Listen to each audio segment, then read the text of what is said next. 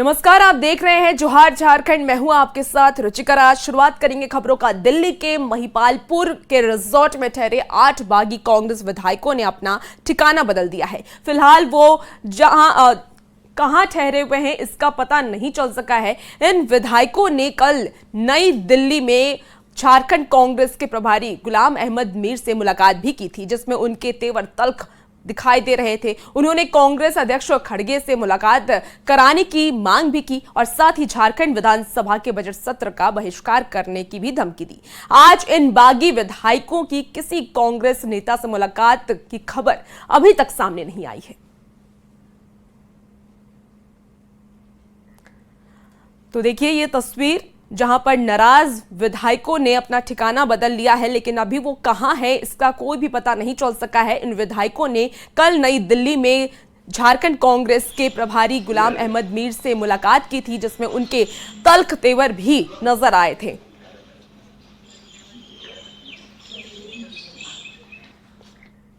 और चंपाई कैबिनेट में मंत्री नहीं बनाए जाने से नाराज जेएमएम विधायक बैद्यनाथ राम ने फिलहाल चुप्पी साध ली है। हालांकि सरकार को दिए गए उनके अल्टीमेटम का समय अब खत्म हो गया है, पर वो मीडिया में कुछ भी कहने से बच रहे हैं। इसके पहले उन्होंने मीडिया से कहा था कि मंत्री नहीं बनाकर एससी समाज का अपमान किया गया है। उन्होंने विधायकी छोड़ने की भी धमकी दी थी और सड़क पर उतरकर आपको बताते चले कि आंदोलन करने की भी बात कही थी। पर कहा यह जा रहा है कि मुख्यमंत्री चंपाई सोरेन ने उनकी शिकायत जल्द दूर करने की बात कही है, इसलिए वो फिलहाल चुप हैं। बैजनाथ जी हमारे साथ थे, साथ हैं और साथ रहेंगे, और उनके सम्मान में कहीं कोई ठेस नहीं लगेगा। समय प्रतिकूल था, समय अनुकूल होने में समय नहीं लगता बहुत ज्यादा, और उनका क्षणिक जो क्षोभ है, क्षोभ को पार्टी ने एड्रेस किया है और उस पर सकारात्मक निर्णय। आप छोड़ दीजिए पार्टी पे, उनको हम लोगों ने आपके लिए नहीं, उनके लिए, उनको जो एश्योर किया है वो एश्योरेंस बरकरार रहे। परिवार में अभी हम लोग बैठे हैं, परिवार बहुत तरह का अपने बड़ों से या अपने भाइयों से कुछ चीजों को लेकर क्षणिक कोई तरह का की नाराजगी होती है, बैठकर परिवार में उसको दूर कर लिया जाता है और हमारा परिवार पूरी तरह एकजुट है। उसका प्रमाण हम लोगों ने दे दिया है। कितने झंझावतों के बीच, इतनी विषम परिस्थितियों में जब हम एक रहे, तो आज तो परिस्थितियां हमारे अनुकूल है, हम सब एक। और झारखंड के उत्पाद और मद निषेध मंत्री मिथिलेश ठाकुर ने पदभार ग्रहण कर लिया है और इस मौके पर उन्होंने विभागीय अफसर के साथ मीटिंग की, साथ ही विभाग के ताजा हालात की भी समीक्षा की है। उन्होंने राजस्व उगाही के लक्ष्य को हासिल करने के लिए कई दिशा निर्देश भी दिए हैं। बैठक में मैन पावर की कमी दूर करने पर भी चर्चा हुई और इसके अलावा मिलावटी शराब और एमआरपी से ज्यादा दर पर शराब बेचने पर रोक लगाने का भी निर्देश दिया गया है। जिम्मेदारी है। आज पहला दिन है हमारा। पहले दिन मैंने अधिकारियों के साथ बैठक की है, उन्हें कुछ दिशा निर्देश दिए, अपने सचिव से लेकर सारे हमारे जितने जॉइंट सेक्रेटरी से लेकर हमारे जो डिप्टी कमिश्नर रैंक के लोग हैं, सभी लोगों को मैंने दिशा निर्देश दिए हैं कि विभाग की छवि को और हम लोग धारदार बनाएं और चमकदार बनाएं, और उसके लिए जो भी नया कोई एडिशन करना हो तो उसके लिए आप लोग प्रस्ताव तैयार करें, और जो कमियां हैं उसको भी दूर करने का। यहाँ बहुत शॉर्टेज है स्टाफ का। हमारे यहाँ कांस्टेबल से लेके सारे सीनियर अधिकारियों की काफ़ी कमी है, उस पर भी मैंने प्रस्ताव तैयार करने का निर्देश दिया है। बहुत सारे प्रस्ताव चले भी गए हैं कमीशन को। झारखंड के पेयजल और स्वच्छता मंत्री मिथिलेश ठाकुर ने कहा है कि जातीय जनगणना को झारखंड के लिए जरूर करार दिया गया है।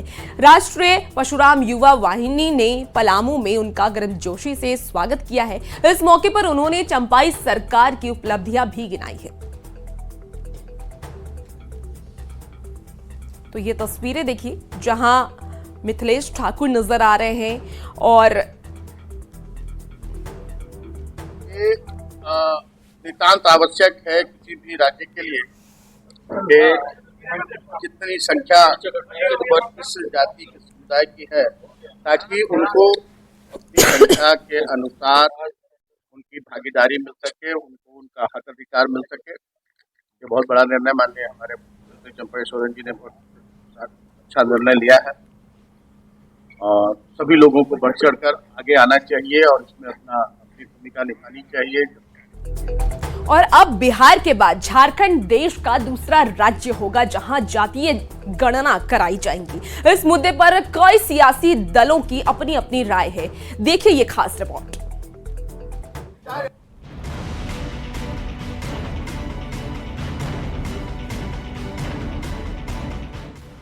बिहार के बाद झारखंड में जातीय गणना होने वाली है। मुख्यमंत्री चंपा सोरेन ने अधिकारियों को प्रक्रिया तेज करने के निर्देश दिए हैं। सरकार की मंजूरी के बाद अब कार्मिक विभाग जातीय गणना को लेकर प्रस्ताव तैयार करेगा। बिहार के बाद झारखंड देश का दूसरा राज्य है जहां जातीय गणना कराई जाएगी। जातीय गणना पर टिप्पणी करते हुए आजसू सुप्रीमो सुदेश महतो ने कहा कि सरकार 4 साल तक कहां थी। जब लोकसभा चुनाव सामने आया तो जातीय गणना सरकार को नजर आया। यह सिर्फ चुनावी घोषणा है। कांग्रेस प्रवक्ता तौसीफ ने कहा कि हमारे नेता राहुल गांधी ने कहा था कि जातीय गणना कराने के हम पक्ष में हैं। कांग्रेस पार्टी चाहती है पूरे देश में ओबीसी की आबादी के हिसाब से उनकी भागीदारी सुनिश्चित हो। हमारे नेता श्री राहुल गांधी जी ने कहा था कि ओबीसी जनगणना कराएंगे। उसी कड़ी में राज्य सरकार ने कदम बढ़ाया है और ये स्वागत योग्य है कि ओबीसी का जनगणना अब झारखंड में होने जा रहा है। इससे साफ हो जाएगा कि ओबीसी की आबादी के हिसाब से उनकी भागीदारी है या नहीं। रांची से निरंजन की रिपोर्ट। और खबरों में आगे बढ़ेंगे। आपको बताते चले कि अब झारखंड के परिवहन मंत्री दीपक बैरवा ने सिंहभूम के विकास का दावा किया है। Chaibasa chamber of commerce and industry समेत कई संगठनों ने मंत्री दीपक बैरवा का अभिनंदन किया और इस मौके पर उन्होंने कहा है कि पश्चिम सिंहभूम के विकास के लिए विशेष प्रयास किए जाएंगे। चाईबासा को हम लोग उपेक्षित लग रहा था सरकार में, लेकिन देर से ही उन्होंने फैसला किया जो आप लोगों के स्वागत के लायक था। इसीलिए हम उन सरकार में फैसला लेने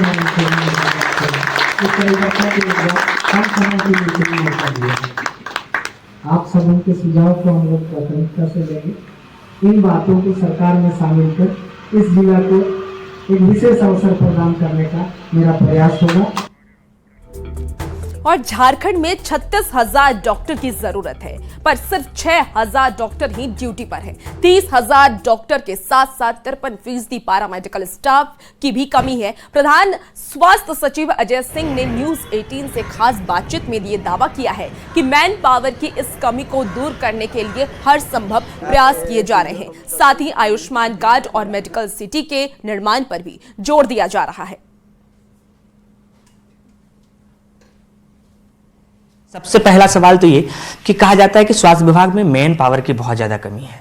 उसे दूर करने के लिए और उसको कैसे दूर करने का प्रयास होगा? देखिए, स्वास्थ्य विभाग में मैन पावर एक बहुत बड़ी समस्या है और ख़ास करके जो क्वालिफाइड डॉक्टर्स हैं और सुपर स्पेशलिस्ट हैं हमारे मेडिकल कॉलेज में, जो प्रोफेसर्स है, एसोसिएट प्रोफेसर्स है, उसकी भारी कमियां देखी जा रही हैं। तो उसके लिए हम लोगों ने ये कहा है कि जो पुरानी नियमावली है वो नियमावली को हम लोग रिविजिट करेंगे और जो भी नियमावली में परिवर्तन की आवश्यकता होगी वो हम करेंगे। और एक और भी मामला आया है कि जो मेडिकल कॉलेज में प्रोफेसर्स की कमी है वो प्रमोशन नहीं होने की वजह से भी कमी आ रही है। लास्ट प्रमोशन जो 2018 में दिया गया था, तो हम लोगों ने ये प्रमोशन का सिलसिला कहा है चालू रखें ताकि जो प्रोफेसर्स और एसोसिएट प्रोफेसर्स की कमी है मेडिकल कॉलेजेस में, इसको हम दूर कर सकेंगे। तो पॉपुलेशन रेशियो से देखेंगे तो डॉक्टर्स की लगभग 36,000 डॉक्टर्स की हमें आवश्यकता है पूरे राज्य में और अभी तत्काल हमारे पास 6,500 डॉक्टर्स हैं। तो अभी हम करीब 30,000 डॉक्टर्स की शॉर्टफॉल जो है वो झारखंड राज्य में है और उसी तरीके से पैरामेडिक्स में 47% ही हमारे पास उपलब्ध है। नर्सेज भी उसी प्रोपोर्शन में उपलब्ध है। तो 50% पैरामेडिक्स नर्सेज में कमियां पूरे राज्य में देखी जा रही हैं। क्योंकि ये कमियां पूरे राज्य स्तर पे है तो सरकारी हॉस्पिटल्स में भी उसी रूप से हम कमी देख पा रहे हैं। तो ये इसके लिए आवश्यकता है कि हम लॉन्ग टर्म एक प्लान बनाएं। बाकी 45% अब तक खर्च भी नहीं हुए, तो इसमें कहाँ कमी रह गई? क्या वो पैसा वापस लौटने की संभावना बन जाती है या फिर कुछ बेहतर और स्वास्थ्य विभाग करने की तैयारी में? और इसमें यह है कि पैसा जो भारत सरकार से हमें मिलना है, 2 तरीके से हमें पैसा मिलता है। एक भारत सरकार से मिलता है और एक राज्य सरकार से मिलता है। तो भारत सरकार से जो हमें पैसा मिलता है, अभी 15th फाइनेंस कमीशन में करीब 450 करोड़ रुपया हम लोग को 1 सप्ताह पहले ही मिला है, और वो पैसा हम लोग को भारत सरकार से एकदम ग्रांट के रूप में मिलता है, वो प्राप्त हो चुका है। बाकी जो नेशनल हेल्थ मिशन है, उसके तहत भी हमें भारत सरकार से प्राप्त होता है पैसा, और हम वो पूरा का पूरा पैसा लेने का प्रयास करेंगे। उन्होंने कहा कि इस वर्ष किस तरीके से स्वास्थ्य विभाग बेहतर करे, इस वर्ष स्वास्थ्य विभाग कौन सी नई योजना लाने जा रही है और किस तरीके से राज्य के लोगों को स्वास्थ्य लाभ मिले, इसकी पूरी जिम्मेदारी स्वास्थ्य विभाग ने ली है और कहा है कि आने वाले वर्षों में और बेहतर काम होगा। कैमरा पर्सन संत के साथ गौरव झा, न्यूज़ 18 रांची।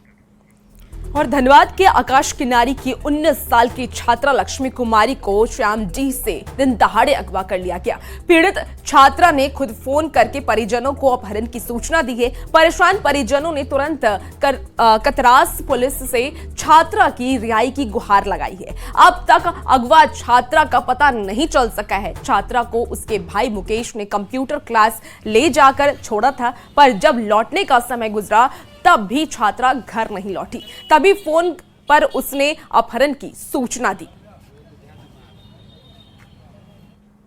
साल भर रह गया है। साल भर से वहाँ पढ़ा? हाँ, साल भर से। हाँ, कंप्यूटर सीखने गया था सर। कितने बजे निकली थी घर से? अगर 10 बजे। 10 बजे? नहीं, 9:30 बजे। 9:30 बजे बोल के निकली, जा रहे हैं। आती थी? उसका भाई छोड़ने गया था। आती कितना बजे घर आती थी पढ़ के? 10 बजे आ जाती। मेरा बहन ट्यूशन गई थी 10 बजे शामडी, तो बाइक से हम ही छोड़े थे। तो उसके बाद उसका ट्यूशन 11 बजे छुट्टी होता है, तो 11 बजे छुट्टी हुआ तो लेट हो गया, तो 1 बजे मतलब 1 बज गई। 1 बज गया तो मेरा वाइफ बोली कि छोटी अभी तक नहीं आई ट्यूशन से, तो अपना छोटा भाई को भेजे कि जाकर देखो कहाँ है। तो बाइक से खोजने गया, तो सब जगह खोजा, शामडी में खोजा, कदास कॉलेज में खोजा। कदास कॉलेज में पढ़ती है, ठीक है ना, तो कदास कॉलेज में पढ़ी। देखिए उसको निरोधी स्थान से निश्चितपुर स्टेशन में देखा, नहीं मिली। उसके बाद मेरे पापा का मोबाइल में फ़ोन आया अनजान नंबर से, और ये कौन सी मेरा बहन रो रही थी कि यानी कि पता नहीं भैया कौन 2 आदमी हमको कहाँ ले चला है, हमको पता नहीं चल रहा है। और रांची के नामकुम थाना क्षेत्र में कोयला लदा ट्रक रोड एक्सीडेंट का शिकार हो गया। दरअसल सड़क के किनारे पुल बनाने के लिए गड्ढा किया गया था, तभी तेज रफ्तार ट्रक जैसे ही वहां से गुजरा, गड्ढे के नीचे खाई में जा गिरा। यह हादसा नामकुम के आरा गेट सेंटोरियम टाटी सलवे रोड पर हुआ है। हालांकि इस दुर्घटना में किसी के हताहत होने की कोई खबर फिलहाल सामने नहीं आई है।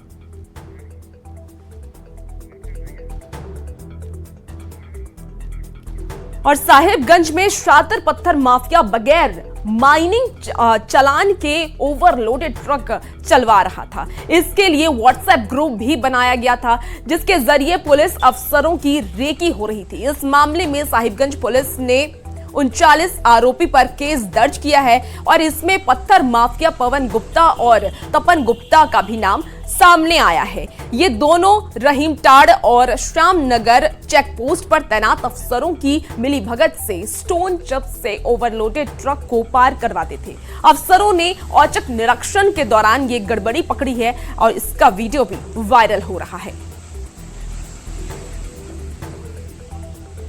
पोकर को भी दिया गया, उन्होंने जांच किया और इस संबंध में फिर एक एफआईआर दर्ज किया गया है और आगे अनुसंधान किया जा रहा है। सर, बताया जा रहा है कि ये जो है बहुत बड़े ग्रुप के रूप में जो है रैकी करते थे पुलिस पदाधिकारियों की। ये सभी प्राथमिकी के पार्ट हैं, और प्राथमिकी में ये सभी तथ्य हैं। अनुसंधान में भी और भी तथ्य आएंगे, उस पर कार्रवाई फिर होगी उसी के अनुसार।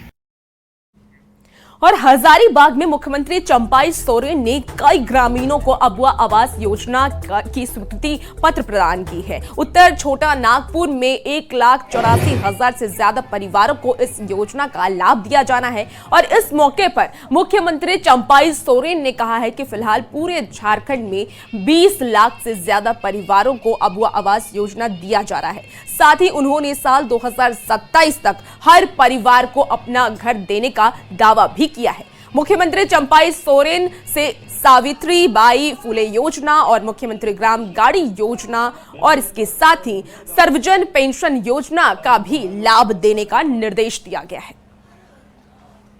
आपको बताते चले कि आज हजारीबाग में झारखंड के मुख्यमंत्री चंपाई सोरेन का आगमन हुआ और उन्होंने अपने हाथों से जो है अबुआ आवास योजना के तहत स्वीकृति पत्र जो है वो लाभुकों के बीच दिया है। देखिए आपको जो यहाँ पे लाभुक नजर आ रहे होंगे, इनके बीच जो है खुशी मिल रही है। ये वही लाभुक है जो पहले कच्चे मकान में रहा करते थे, प्लास्टिक के मकान में, झुग्गी बस जो है झोपड़ी में रहा करते थे। साथ ही आपको जो है कुछ मॉडल आपको दिखाएंगे कि देखिए अबुआ आवास योजना के तहत झारखंड सरकार के द्वारा 3 कमरा सहित जो है शौचालय और किचन के साथ दी जाने वाली एक आवास योजना है। और चलिए हम यहाँ के जो लाभुक हैं हम इनसे जानेंगे कि ये कितने खुश है, क्योंकि पहले जो है इन्हें कच्चे मकानों में रहना पड़ता था। सर बहुत चू होला है और मट्टी कट कर बच्चा पोसल गया है ईंटा पार पर। कैसे पता चला इस योजना के बारे में, फिर कैसे आप लोगों को मिला?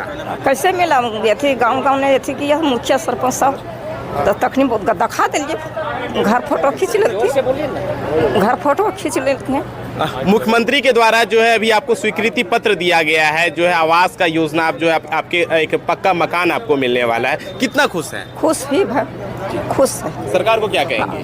का प्रणाम कर विभाग। तकलीफ बहुत, बारिश आ रहा था तो बारिश में हम सोचते थे कि कैसे सुबह होगा कैसे शाम होगा।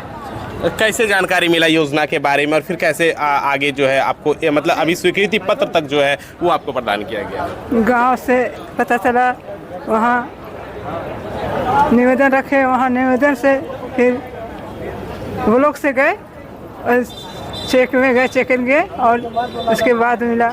अब ये जो है एक नए घर का निर्माण करेंगे, उस घर में जो है गिरा प्रवेश करेंगे, तो हम साफ तौर पर यह कह सकते हैं कि अब जो है नए आवास जो है इन लोगों को जो है वो मिलने वाला है। लोगों के बीच जो है खुशी देखने को मिल रही है। सुशांत सोनी, न्यूज़ 18 हजारीबाग।